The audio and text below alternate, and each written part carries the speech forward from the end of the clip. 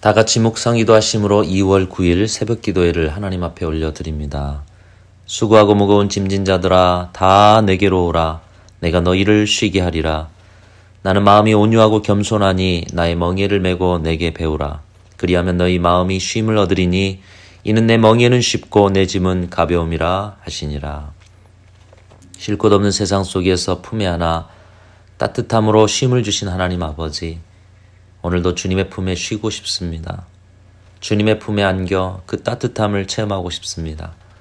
세상 어디에도 쉴 곳 없어 주님 품으로 파고드오니 오늘도 저희들을 그 크신 팔로 안아 주시옵소서.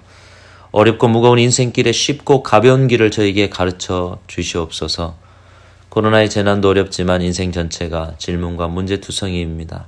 하지만 인생의 해답을 하신 하나님께로 나아가오니 오늘도 지혜의 영이신 성령으로 저희와 함께하여 주셔서 어리석은 저희의 영을 깨워 주님의 뜻을 깨달아 알게 하여 주시옵소서. 그리하여 언제나 저희들이 가는 길이 하나님이 기뻐하시는 길, 하나님께 영광 돌리는 길만 되게 하여 주시옵소서. 가르쳐 주신 말씀 붙들고 온 세상을 위해서 기도할 때에 그 말씀대로 살 수 있는 권능과 힘과 그 말씀의 변화의 능력을 체험하는 하루하루가 되게 하여 주시옵소서. 이 시간도 온전한 은혜를 사모하며 감사를 드리옵고 예수님의 이름으로 간절히 기원하옵나이다. 아멘. 찬송가 80장 찬양 올립니다. 천지에 있는 이름 중 찬송가 80장입니다. 오늘 우리에게 주신 하나님의 말씀은 마태복음 12장 1절부터 21절까지 말씀입니다. 마태복음 12장 1절부터 21절까지 말씀 제가 받들어 봉독합니다. 그때 예수께서 안식일에 밀밭 사이로 가실새 제자들이 시장하여 이삭을 잘라 먹으니 바리새인들이 보고 예수께 말하되 보시오 당신의 제자들이 안식일에 하지 못할 일을 하나이다. 예수께서 이르시되 다윗이 자기와 그 함께한 자들이 시장할 때 한 일을 읽지 못하였느냐.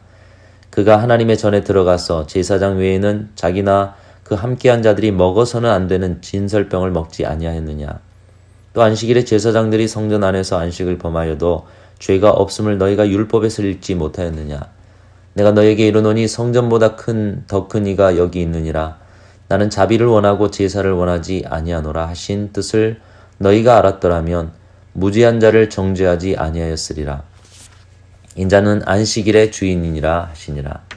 거기에서 떠나 그들의 회당에 들어가시니 한쪽 손 마른 사람이 있는지라. 사람들이 예수를 고발하려 하여 물어 이르되 안식일에 병 고치는 곳이 옳으니까. 예수께서 이르시되 너희 중에 어떤 사람이 양 한 마리가 있어 안식일에 구덩이에 빠졌으면 끌어내지 않겠느냐. 사람이 양보다 얼마나 더 귀하냐. 그러므로 안식일에 선을 행하는 것이 옳으니라 하시고 이에 그 사람에게 이르시되 손을 내밀라 하시니 그가 내밀매 다른 손과 같이 회복되어 성하더라. 바리새인들이 나가서 어떻게 하여 예수를 죽일까 의논하거늘 예수께서 하시고 거기를 떠나가시니 많은 사람이 따르는지라. 예수께서 그들의 병을 다 고치시고 자기를 나타내지 말라 경고하셨으니 이는 선지자 이사야를 통하여 말씀하신 바 보라 내가 택한 종 곧 내 마음에 기뻐하는 바 내가 사랑하는 자로다. 내가 내 영을 그에게 줄 터이니 그가 심판을 이방에 알게 하리라. 그는 다투지도 아니하며 들레지도 아니하리니 아무도 길에서 그 소리를 듣지 못하리라. 상한 갈대를 꺾지 아니하며 꺼져가는 심지를 끄지 아니하기를 심판하여 이길 때까지 하리니 또한 이방들이 그의 이름을 바라리라 함을 이루려 하심이니라. 아멘. 광고 하나 드리겠습니다. 새벽 영상을 유튜브로 하다 보니 찬송을 영상으로 올려드리지 못하고 있습니다. 아시는 분은 아시겠지만 저작권 때문에 좋은 찬송들이 있어도 다른 영상들에서 가져오지 못하고 그렇다고 찬양까지 제작해서 올릴 수는 없는 상황이기 때문에 그래서 그날 해당 찬송가만 가르쳐드리고 있습니다. 영상의 흐름을 따라가다 보면 찬송을 하지 못하실 경우가 대부분일 거라고 생각이 되는데요. 앞으로 방법을 찾아서 이 영상의 흐름이 달라져도 이해해 주시고요. 되도록 예배의 형식대로 잠깐 멈추었다가 찬송을 부르고 나서 진행하시면 더 큰 하나님의 은혜가 임할 줄로 믿습니다. 간밤에 잘 주무셨습니까? 오늘도 하나님이 이끄시는 하루입니다. 그렇기에 오늘 하루도 복된 하루인 줄로 믿습니다. 그 복된 하루를 누리시는 시간이 되실 수 있기를 축복합니다. 저는 말씀을 통해서 이끄시는 영적인 하나님의 이끄시는 흐름이 있다라고 믿습니다. 이 말씀의 흐름을 통해서 저는 하나님의 크신 인도하심을 깨달을 때가 많습니다. 주일 예배, 또 수요일 예배, 또 새벽 기도 모두가 설교 말씀을 통한 본문이 다릅니다. 다른 상황에서 그 말씀을 준비하는데 하나님께서 이끌어 가시는 말씀의 흐름, 말씀의 맥이 계속적으로 끊기지 않고 이어짐을 매번 체험해 왔습니다. 특히 새벽 본문은 제가 선택하기보다는 성경 전체를 묵상해가는 생명의 삶 진도를 따라 가고 있는데요. 그런데도 불구하고 우리의 현장에 꼭 필요한 말씀들, 우리의 상황에 꼭 맞는 말씀들을 하나님께서 주셨다는 것을 깨달을 때면 하나님의 인도하시는 숨결을 느끼곤 합니다. 우리가 누군가와 교제를 하다 보면 교제하는 분의 말하는 분위기와 말의 맥락을 알게 되죠. 그러다 보면 서로의 그 말의 맥락과 분위기에 맞추게 되고 그래서 더 그 깊은 관계를 갖게 되는 것입니다. 그렇듯이 우리 하나님의 음성도 하나님이 주시는 맥락이 있고요. 하나님이 주신 말의 분위기가 있는 것이죠. 그것처럼 우리 각자에게 때로는 공동체에 주신 하나님의 음성이 주일 예배, 수요 예배, 새벽 기도 계속적으로 그 맥락을 이어가고 있다는 것입니다. 오늘 본문 8절에도 이렇게 말씀하시죠. 인자는 안식일의 주인이니라. 어떤 맥락을 이어가고 있습니까? 주일에 함께 나누었던 말씀이죠. 누가 주인인가 이렇게 물었고요. 주님을 주인으로 모신 사람들은 어떤 특징을 갖고 살아가는가. 우리가 그 삶을 살아가자. 그런데 오늘 새벽 본문에 또 그 말씀을 하고 계시는 거잖아요. 인자는 안식일의 주인이니라. 이렇게 말씀하시는 까닭은 주인이 누구인지를 알지 못한 채 또다시 주인 되신 예수님을 정죄하고 판단하는 일이 오늘 본문에도 있기 때문인 것입니다. 이번 한 주는 계속해서 하나님께서 저에게도 그리고 여러분에게도 너의 주인이 누구이냐 그렇게 말씀하고 있습니다. 너의 인생의 주인이 누구이냐? 너의 신앙의 주인이 누구이냐? 너의 가정의 주인이 누구이냐? 너의 교회의 주인이 누구이냐? 이것을 더 실제적인 우리 삶의 질문으로 돌리면 너의 지금 하고 있는 생각의 주인이 누구냐? 너의 선택과 판단의 주인이 누구냐? 너의 일터의 주인이 누구이냐? 너의 소비 생활의 주인이 누구이냐? 너의 여가의 주인이 누구이냐? 너의 건강의 주인이 누구이냐? 너의 신앙적 해답의 주인이 누구이냐? 내가 가진 모든 관계의 주인이 누구이냐? 우리는 주님을 주인이라고 고백하고 있지만 인생의 모든 면들을 나열해 놓는다면 과연 그 모든 것의 주인을 주님으로 삼고 주님 뜻대로 살아가고 있다고 고백하기는 쉽지 않을 것입니다. 그런데 한편 그것이 우리이죠. 주님을 주인으로 모시고 산다고 자부하는 우리지만 깊이 보면 그러지 못하는 면들이 많아요. 근데 그 부족한 실체가 우리의 모습인 것입니다. 하지만 그렇다고 우리 스스로를 자책하고 좌절할 것이 아닙니다. 부족함과 죄성과 교만한 존재임을 알고 있다는 자체가 소망의 길이 있다라는 것이죠. 그 부족함을 알고 부족함을 인정하고 오늘도 순간순간 주님과 함께 동행하면서 주님을 주목하면서 주님, 지금 이 시간의 주인은 주님이십니다. 학업을 하면서는 주님, 내 진로의 주인은 주님이십니다. 거래처를 가면서도 이 거래의 주인은 주님이십니다. 수다를 나누시면서도 이 대화의 주인은 주님이십니다. 고민과 고통의 문제 속에서도 힘들어하면서 이 고통에서 나를 이끌어 가시는 주인은 내 한탄과 원망이 아니라 주님이십니다. 주님을 모든 순간에 주인으로 모시는 삶을 살아내려고 몸부림치는 것이 신앙생활이요. 우리의 하루는 이런 몸부림의 영적 싸움의 하루가 되어야 하는 것입니다. 사도 바울이 오라 나는 곤고한 사람이로다 이렇게 외쳤듯이 하나님의 법과 죄의 법의 영적 싸움 가운데 살아가기에 우리는 공고할 수밖에 없고 공고해야 하는 것입니다. 이것은 선택적인 것이 아니라 예수님을 믿고 그분을 구주로 주님으로 주인으로 모신 사람이라면 당연한 일인 것입니다. 오늘도 우리는 이 하루 영적 싸움을 싸울 것입니다. 모든 순간 내 삶에 주님을 주인으로 모시는 영적 싸움, 이 싸움을 오늘도 잘 싸워내시고 승리하는 하루가 되실 수 있기를 축복합니다. 오늘 말씀도 주인이 아닌 사람들이 주인이라고 생각하다 보니 안식일의 주인이신 예수님을 판단하고 정죄하고 있습니다. 그래서 시작되는 것이 예수님을 함정에 빠뜨리고자 하는 논쟁이죠. 오늘은 안식일에 대한 규정을 가지고 논쟁을 벌이고 있습니다. 안식일에 제자들이 시장에서 밀 이삭을 잘라 먹었고 그것은 안식일에 대한 규정이 어긋난다는 것이었습니다. 예수님께서는 그런 그들에게 다윗의 예를 드셔서 가르쳐 주셨습니다.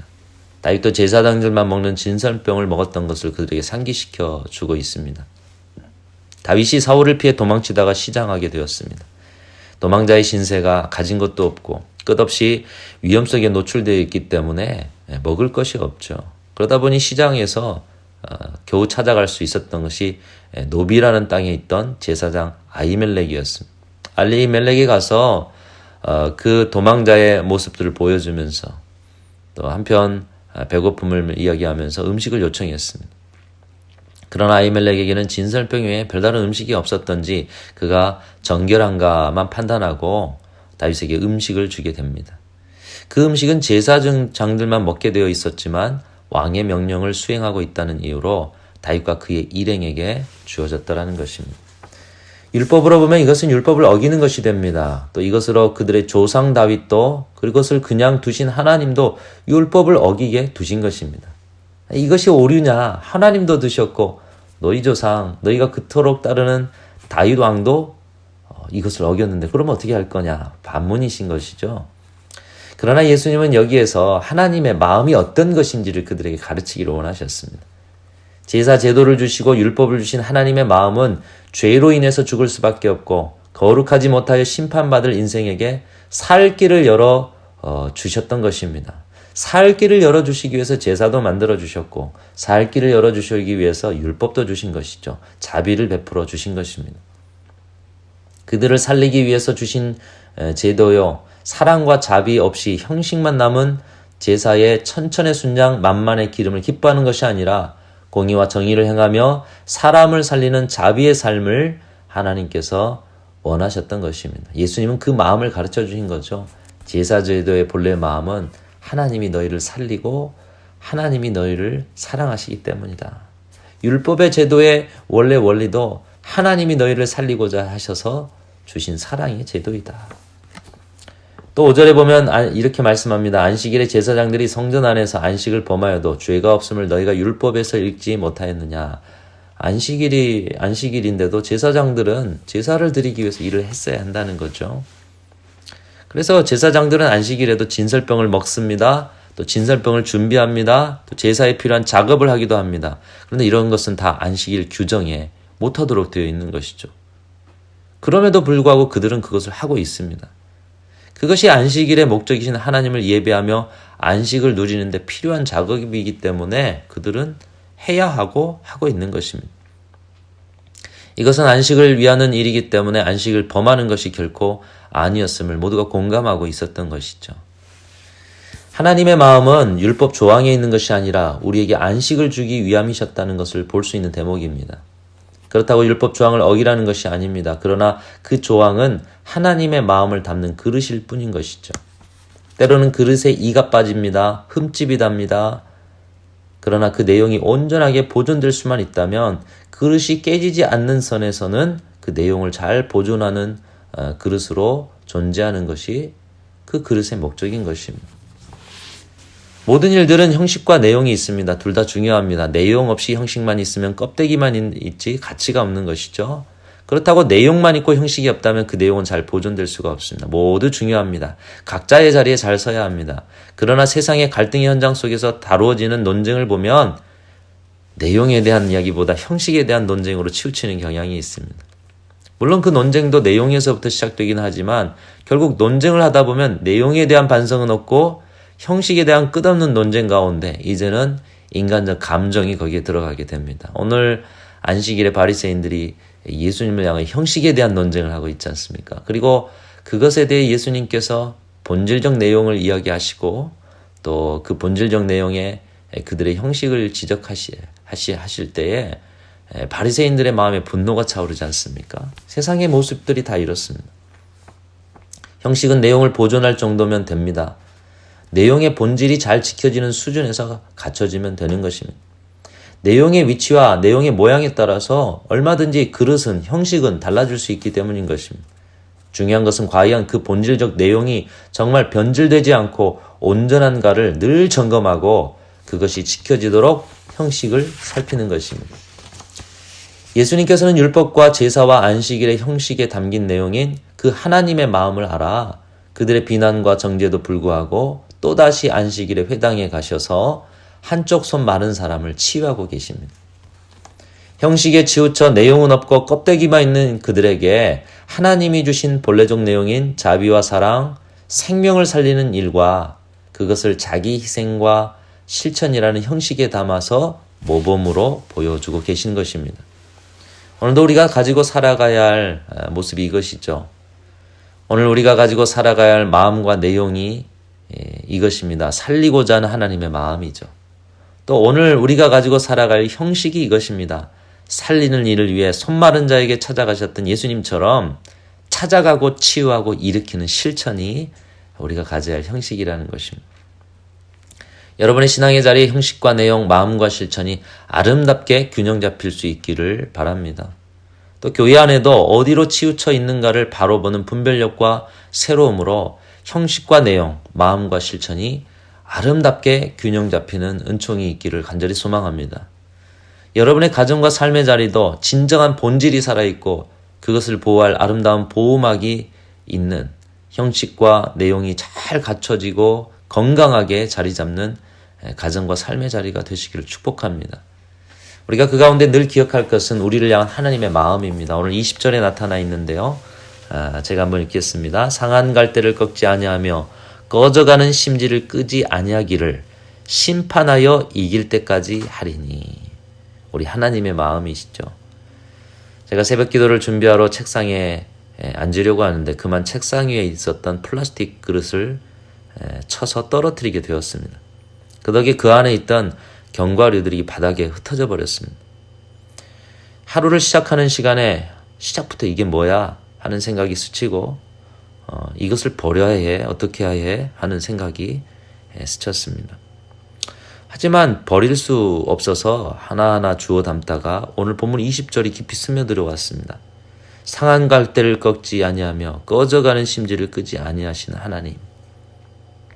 한 영혼이라도 소중히 여기시는 하나님. 그들의 상처와 그들의 아픔과 그들의 문제를 보시는 것이 아니라 그들의 영혼을 바라보시는 하나님. 흩어질 견과류처럼 버려질 영혼들이지만 버리지 않으시고 하나하나 주워 담아 다시 쓰시는 하나님.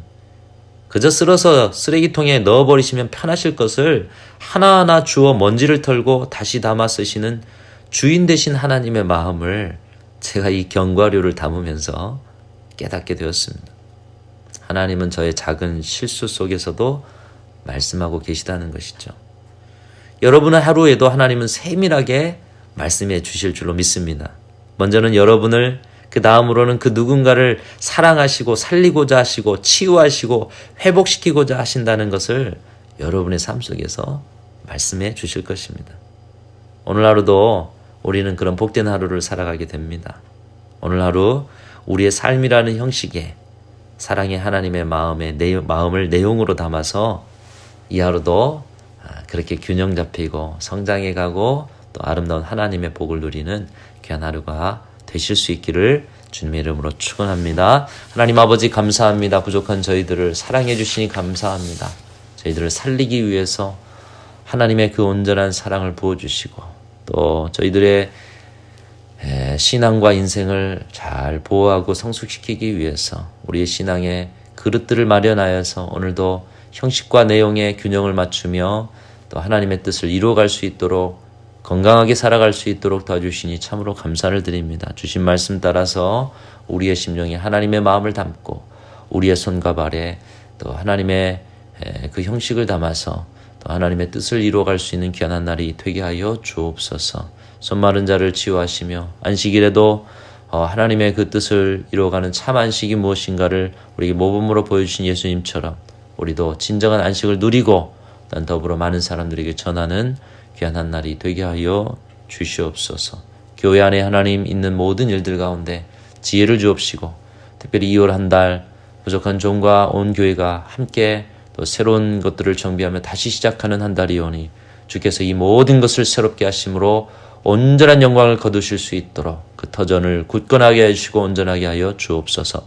오늘 한 날도 저희들의 일터를 붙잡아 주시고 살아가는 삶의 걸음을 온전케 하시고 동행하여 주시고 함께하여 주셔서 이 하루도 하나님과 함께 아름다운 하루를 보냈다 고백할 수 있는 저희들의 시간이 되게 하여 주옵소서. 어렵고 힘든 지체들에게 찾아가 주시고 모든 일에 은총으로 함께하여 주시기만을 간절히 소원하오며 예수님의 이름으로 기도하옵나이다. 아멘. 오늘 기도 제목 드립니다. 말씀처럼 주님이 주인 되시는 하루 되게 하소서 기도하시고 살리기 원하시는 하나님의 마음을 우리의 삶이라는 그릇에 잘 담게 하소서 기도해 주십시오. 가정과 교회, 일터와 세상이 내용과 형식, 본질과 비본질이 잘 균형을 이루게 하시고 어디로 치우쳤는가를 보는 지혜와 분별력을 주시고 다시 잘 세워가는 용기와 결단과 열매도 주옵소서. 함께 기도해 주시기를 바랍니다. 우리 다 같이 주기도문 하겠습니다. 하늘에 계신 우리 아버지, 아버지의 이름을 거룩하게 하시며 아버지의 나라가 오게 하시며 아버지의 뜻이 하늘에서와 같이 땅에서도 이루어지게 하소서. 오늘 우리에게 일용할 양식을 주시고 우리가 우리에게 잘못한 사람을 용서하여 준 것 같이 우리 죄를 용서하여 주시고 우리를 시험에 빠지지 않게 하시고 악에서 구하소서. 나라와 권능과 영광이 영원히 아버지의 것입니다. 아멘.